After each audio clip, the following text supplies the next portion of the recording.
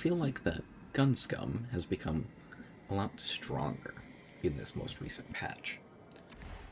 The reason for it is that there were a couple of major nerfs. The removal of this toughness boost node here has compelled you to take long lasting in order to use enhanced desperado. That has made using chemical dependency with it a lot more clumsy. Additionally, pickpocket has been changed to be melee only.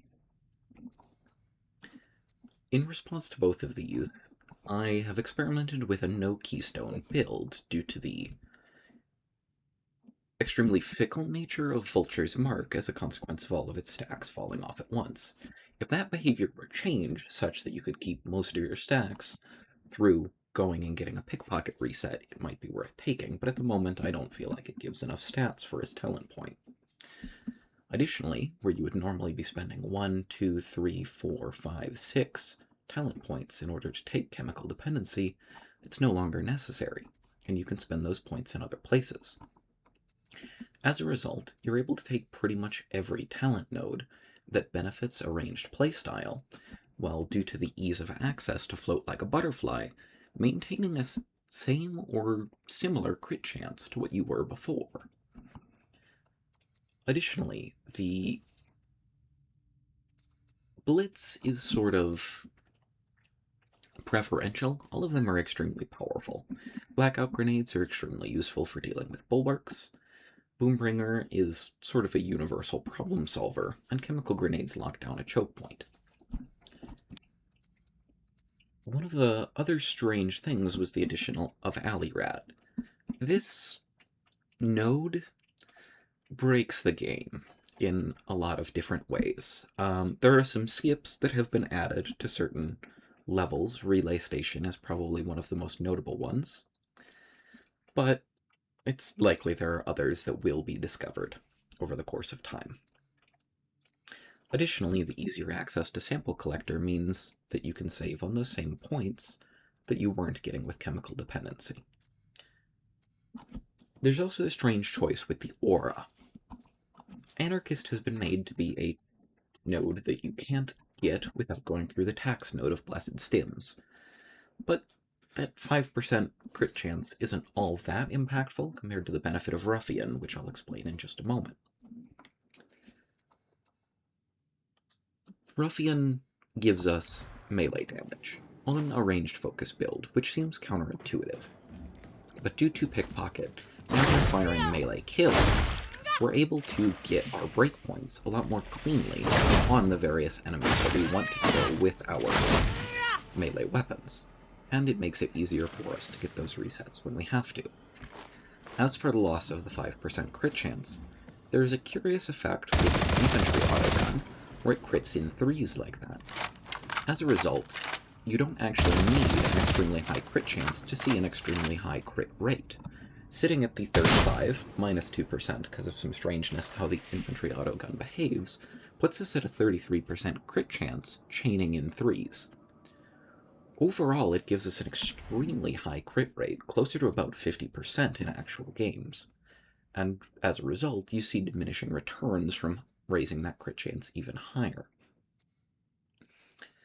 Additionally, we can circumvent some of the cooldown reduction that we were spending 6 points to get 30% of on the roughly 12% cooldown reduction of Focused Resolve.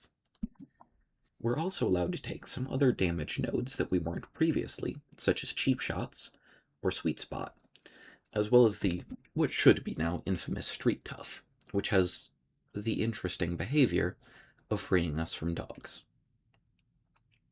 This can also occur if you are dogged while it comes off of cooldown. It will cause you to kick the dog off.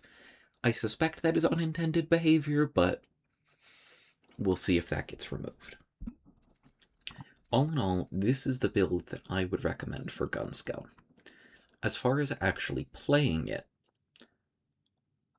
there is an additional caveat that I would suggest. It is no longer your primary plan to utilize Pickpocket. Pickpocket is now an emergency node to save you when you are out of ammo, and to prevent you from being helpless in those situations. Between the speed of Desperado and the additional mobility provided by Alley Rat, you should be able to get to every ammo pickup that you will need. This does have the partial consequence of starving your team of ammunition, so I do implore you to be respectful in public games. However, if you're with a pre-made who's alright with you consuming the ammunition, like you would with an infantry autogun, veteran or psyker, it's very much an equivalent. Desperado can give you extensions on that ammo that you pick up, so that you can go very long times between needing a reset. In expeditions, for example, due to the very short time between resupplies, it was very seldom that I've actually found myself needing to get resets more than once or twice through an entire expedition.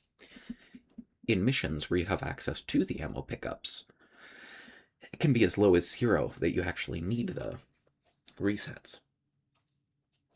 All in all, the addition of the several damage nodes that are accessible, as well as the safety net of Street Tough and access easier to Float Like a Butterfly or the other utility nodes, I think that Gun Scum has a greater amount of the problem it had before, where it was behaving in a screen-clearing nature and preventing other people from playing the game. It just now has the additional problem of needing to consume ammo on the map in order to do it efficiently. If this is the playstyle you want, by all means have at it, and this is what I have found to be the most effective, but be nice to your teammates.